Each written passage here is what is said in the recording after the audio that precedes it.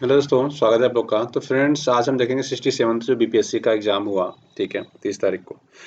उसका cut off क्या क्या जाएगा उसके बारे में हम चर्चा करेंगे। उससे पहले हम क्या करेंगे, बेसिकली प्रीवियस ईयर के पिछले 4-5 जो बीपीएससी एग्ज़ाम हुए ना, तो उसका कट ऑफ देखेंगे उससे पहले क्या रहा है। अच्छा, पिछले साल से कट ऑफ हाई हुआ है तो क्यों हुआ है और उसके पीछे का लॉजिक क्या है, रीज़न क्या है, ठीक है, चीटिंग हुई कि क्या हुआ है। एक-एक करके हर बात पे हम समझेंगे और क्या-क्या रीज़न्स हैं, एक-एक करके उस पे हम चर्चा करने वाले हैं, ठीक है। तो 67 बीपीएससी प्रीलिम्स का हम कट ऑफ देखेंगे। उससे पहले हम प्रीवियस ईयर कट ऑफ देखते हैं कि प्रीवियस ईयर के कट ऑफ क्या गए थे। और सबसे पहले ज़्यादा हम बात करेंगे जो 66 बीपीएससी था और 67 बीपीएससी था, उसमें सिमिलरिटीज़ क्या है और कट ऑफ किसके आसपास जा सकता है, ये दोनों चीज़ें हम वहाँ पे देखने वाले हैं, ठीक है। चलिए सेशन को स्टार्ट करते हैं। तो बात करें अगर 60 से 62वीं बीपीएससी की अगर हम बात करें जो 2017 में हुआ था, तो उसका कट ऑफ लगभग 97 के आसपास गया था। जनरली क्या होता है कि जैसे अगर प्रीलिम मान लो अगर 700 सीटें हैं ना, सपोज डेट अगर 700 सीटें हैं, तो हम लोग क्या करते हैं, जनरली अगर 700 सीटें हैं तो उसमें हम क्या करते हैं कि जो कैंडिडेट बुलाते हैं, मान लो यहाँ पे 642 था, मैं एग्जैक्टली 700 लेता हूँ। तो हम जनरली क्या करते हैं, 12 से 13 गुना ही लोग बुलाते हैं, ठीक है। 12 से 13 गुना का कहने का मतलब क्या है दोस्तों, लगभग इसका कहने का सिंपल सा मतलब ये है कि अगर एक प्रीलिम्स के लिए सीट मतलब एक सीटें हैं, तो एक सीट पे हम लोग क्या करेंगे, 13 कैंडिडेट को मेंस के लिए बुलाएंगे और इंटरव्यू के लिए लगभग 3 साढ़े 3 कैंडिडेट के आसपास बेसिकली हो जाता है। मतलब क्या है, एक सीट है तो प्रीलिम्स प्रीलिम्स क्वालीफाई करने वाले इतने लोग रहेंगे और मेंस क्वालीफाई इतने रहेंगे, फाइनल सिलेक्शन तो एक ही का होना है ना। सिंपल सा ऐसा लॉजिक समझो आप। प्रीलिम्स में तो कोई भी दे सकता है, आपको पता है। प्रीलिम्स क्वालीफाई करेंगे एक सीट के लिए कितने लोग, 13 लोग, और एक सीट के लिए कितने लोग मेंस देंगे, मान लो 3 लोग, और फाइनल सिलेक्शन कितने का होगा, एक ही का होगा ना। तो इस एक सीट के लिए मेंस के देंगे 3 लोग, ठीक है, और प्रीलिम्स देंगे, सॉरी, मेंस इंटरव्यू देंगे 3 लोग, और जो मेंस देंगे वो आपके 13 के आसपास देंगे। और प्रीलिम्स तो कितने भी दे सकते हो, मतलब 1 लाख, 1 लाख भी एक सीट पे दे सकते हो, तो आपके ऊपर है, ठीक है, कितने लोग कितने कैंडिडेट्स उसके ऊपर रहता है। अब 2018 की अगर कट ऑफ की बात करें तो 2018 कट ऑफ देखो तो देखो 96 गया था। इससे पहले देखो 2017 में कितना गया था, 97 गया था। तो आपको क्या मिलेगा, 2020 के पहले जितने भी एग्जाम्स हुए ना, लगभग उसमें कट ऑफ जो था वो 96, 97, 96, 97 के आसपास रहा। लेकिन जो 66 बीपीएससी हुआ उसमें हाइक क्यों कर गया, ठीक है, वो समझने की कोशिश करें। देखो, अब ये 64 बीपीएससी कट ऑफ है, इस बार भी कितना गया है, 97 गया है, ठीक है। लगभग देखो इसमें 13 गुना लोग को बुलाया, लगभग इसमें 12 गुना लोग को बुलाया, इसमें 12.9 टाइम्स लोगों को बुलाया था, ठीक है। अब अगर 64 बीपीएससी की बात करो तो इसमें भी कट ऑफ 97 गया, 13.04 के परसेंट के आसपास लोगों को बुलाया था। फिर 64 बीपीएससी की 65 बीपीएससी की बात करें अगर, तो इसमें लगभग 15 गुना लोगों को बुला लिया था इन्होंने, ठीक है। कट ऑफ उस साल भी 97 के आसपास गया था। तो अगर 66 बीपीएससी की बात कराएं, अगर 66 बीपीएससी देखो तो इसकी कट ऑफ की थी कितनी, 108। 108 जाने के देखो मल्टीपल रीजन हो सकते हैं, क्या क्या रीजन हो सकते हैं दोस्तों। 108 जाने के मल्टीपल रीजन ये हो सकते हैं कि हो सकता है इसमें चीटिंग की गई हो, है ना। बच्चे ये एक्सपेक्ट करते थे कि 100 के आसपास कट ऑफ जाएगा, लेकिन उस साल चला गया था कितना, 108।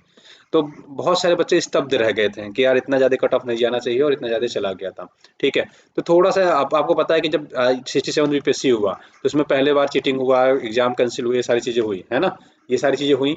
तो वो हो सकता है कि जो 66 बीपीएससी हुआ उसमें भी चीटिंग हुआ रहा होगा, इस वजह से क्या हुआ, थोड़ा कट ऑफ ज़्यादा गया है, ठीक है। अब देखो यहाँ पे जनरल कट ऑफ कितना गया है, 108। तो इस बार का जो कट ऑफ जाना है, जो इस बार का कट ऑफ जाना है, जो इस बार का जो कट ऑफ जाना है, हो सकता है कि क्या हो, इससे थोड़ा ज़्यादा चला जाए, है ना।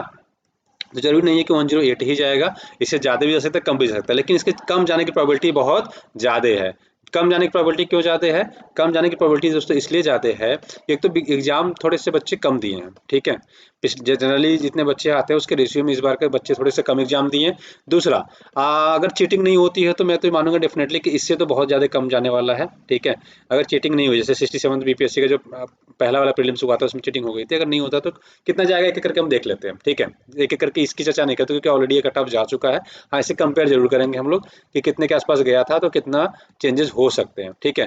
तो मैं आपको इसमें जो कट ऑफ बताऊंगा मैक्सिमम कट ऑफ बताऊंगा कि इससे ज़्यादा तो नहीं जाना चाहिए, ठीक है। सारी चीज़ें देखने के बाद, पेपर देखने के बाद, इससे ज़्यादा कट ऑफ नहीं जाना चाहिए। हाँ, अगर आपको लगता है कि देखो आंसर की आ चुकी है इसकी, ठीक है, अब आंसर की आ गई है तो जाहिर सी बात है कि अगर आपको ऑब्जेक्शन करना है तो ऑब्जेक्शन वाला फॉर्म आप बीपीएससी की वेबसाइट पे जाइए, वो आपको वहाँ पे मिल जाएगा, आप वहाँ से अप्लाई कर सकते हो, ठीक है।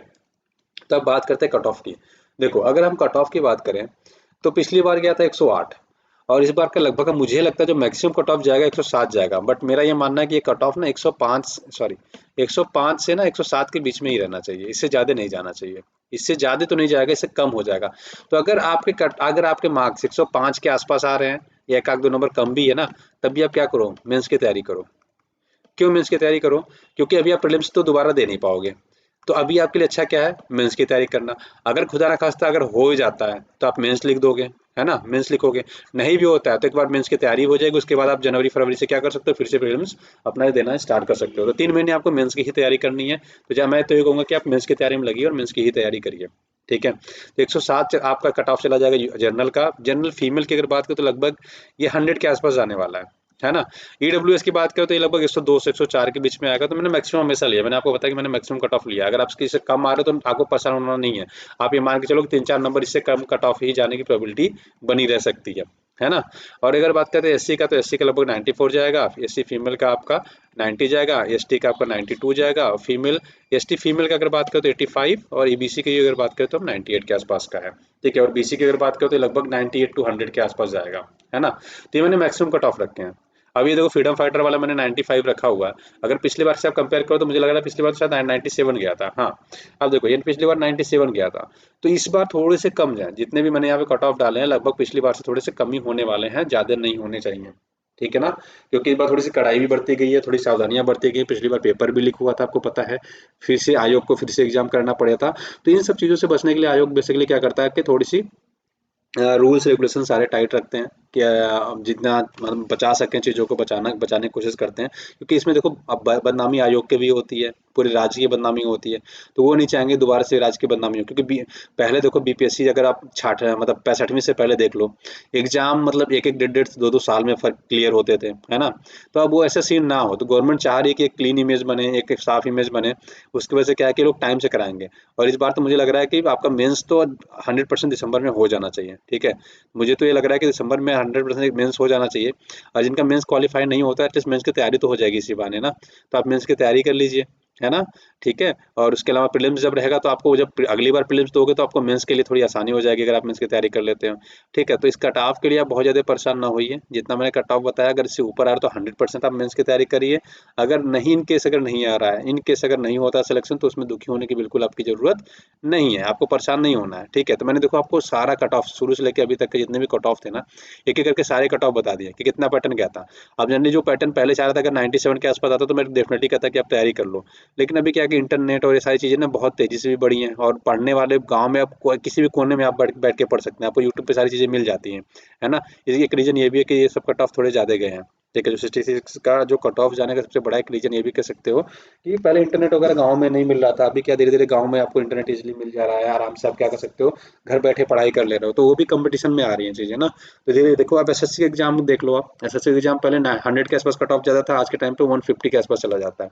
तो सेम यहाँ पे बीपीएससी में धीरे धीरे चीज़ें बढ़ेंगी। और अभी तो नेगेटिव मार्किंग नहीं है, नेगेटिव मार्किंग हो जाएगा तो शायद आपका कट ऑफ थोड़ा सा कम हो जाएगा, है ना। क्योंकि अभी कई सारे बच्चे ऐसे होते हैं जो तुक्का भी लगाते हैं, उनका तुक्के से कई सारी चीज़ें ठीक से बढ़ जाती हैं, तो वो भी सिलेक्ट हो जाते हैं। बट आगे चल के ये तुक्के और ये सब चीज़ें नहीं होने वाली, क्योंकि सिलेबस चेंज होगा तो जाहिर सी बात है कि सारी चीज़ें चेंज हो जाएंगी, है ना, ठीक है। चलो, तो आज के वीडियो में बस इतने ही रखते हैं। हाँ, जो लोग पहली बार जुड़े हैं दोस्तों, आप चैनल को सब्सक्राइब कर लीजिए। आपको बीपीएससी से रिलेटेड कुछ भी रहेगा ना, इस चैनल पे आ जाया करेगा। कुछ भी रिलेटेड आता है, न्यूज़ आता है, सब कुछ आपको यहाँ पे आ जाएगा, ठीक है। बहुत ही जल्द मैं इस पे एक फॉर्म कैसे भरना है वो वीडियो भी बना दूंगा कि आपको कैसे फॉर्म भरना है, कैसे फिलअप करना है, ठीक है। तो आपको फॉर्म भी आराम से कैसे फिलअप करना है। अच्छा, एक चीज़ रखिएगा, सोर्सेज अगर आपको कंप्लेन करना है ना तो आपको गवर्नमेंट के सोर्सेज, जैसे एनसीईआरटी से अगर आप कुछ मिल रहा है कि एनसीईआरटी में चीज़ दी गई है, ठीक है, और आंसर आयोग ने गलत दिया है, तब आप कंप्लेन कर सकते हो। ऐसा नहीं कि सीबीएसई बोर्ड की किताब उठाई, किसी प्राइवेट स्कूल की किताब उठाया, उसमें कुछ और लिख रखा है, या किसी लक्ष्मीकांत की किताब उठाया, लक्ष्मीकांत ने तो ये कहा है, लक्ष्मीकांत के बेसिस पे आप कंप्लेन नहीं कर सकते हैं, ठीक है। जो गवर्नमेंट की बुक्स हैं उसके बेसिस पे आप क्या कर सकते हो, उंगली उठा सकते हो। गवर्नमेंट की बुक्स में ये लिखा है और इसमें ये लिखा है, ठीक है। तब वहाँ के बेसिस पे आप क्या कर सकते हो, किसी क्वेश्चन के लिए ऑब्जेक्शन कर सकते हो। आप प्राइवेट बुक्स के बेसिस पे ऑब्जेक्शन नहीं कर सकते हो। बहुत सारे बच्चे हमसे पूछते रहते हैं कि सर प्राइवेट बुक के बेसिस पे भी हम ऑब्जेक्शन कर सकते हैं क्या? नहीं, क्योंकि अगर बर्नवाल जी ने ज्योग्राफी लिखी है तो उनके बेसिस पे हम नहीं कर सकते, है ना, कि उन्होंने अपनी किताब लिखी, उन्होंने अपनी किताब में क्या लिखा है क्या नहीं लिखा है, आप उसको क्लियरली आप नहीं ऑब्जेक्ट कर सकते ना, क्योंकि वो गवर्नमेंट की बुक नहीं है, ऑथराइज्ड बुक नहीं है ना। हम अपने सहूलियत के लिए भले ही बर्नवाल की बुक पढ़ लेते हैं, सब चीज़ें पढ़ लेते हैं ज्योग्राफी के लिए, बट वो नहीं है। अगर आप एनसीईआरटी 11-12 की ज्योग्राफी आप पढ़ रहे हो, वहां से कुछ अगर आपको समझ में आता है कि इस किताब में ये दिया गया है और बस, और आंसर जो है गलत दिया गया है। अच्छा, आपको अगर दिक्कत ज़्यादा हो रही है तो आप एक काम कर सकते हो, आप बुक्स कितना खोजोगे, इससे अच्छा आप एक काम और कर सकते हो, क्या ई पाठशाला एक एप्लीकेशन है ना। तो आप क्या करो, एक ई पाठशाला दोस्तों एप्लीकेशन है, ई पाठशाला ऐसे लिखोगे ना, तो आपको यूट्यूब सॉरी प्ले स्टोर में मिल जाएगा। कहाँ मिल जाएगा ये? प्ले स्टोर में। तो आप प्ले स्टोर में दोस्तों ये पाठशाला ऐप है, उसको डाउनलोड कर लीजिए। सारी की सारी यहाँ पे आपको एनसीईआरटी मिल जाती है। तो अगर आपको कुछ एनसीईआरटी में खोजना भी है ना, तो आप फ्री की एनसीईआरटी यूज़ करो क्लास 6 से 12 तक की। सारी की सारी एनसीईआरटी आपको वहाँ मिल जाएगी। वहाँ से आप चीज़ें खोज के अगर आप कुछ भी कंप्लेन करना चाहते हैं, ऑब्जेक्शन करना चाहते हैं, तो आप आराम से वहाँ पे क्या कर सकते हैं, ऑब्जेक्शन क्रिएट कर सकते हैं, तो ऑब्जेक्शन लगा सकते हैं। ठीक है, क्लियर है? चलो, तो अभी आशा करता हूँ कि आपको चीज़ें क्लियर हो गई होंगी। तो चलो आज की वीडियो में इतने रखते हैं, नेक्स्ट वीडियो में मिलते हैं, तब तक के लिए ख्याल रखिए। Thank you so much.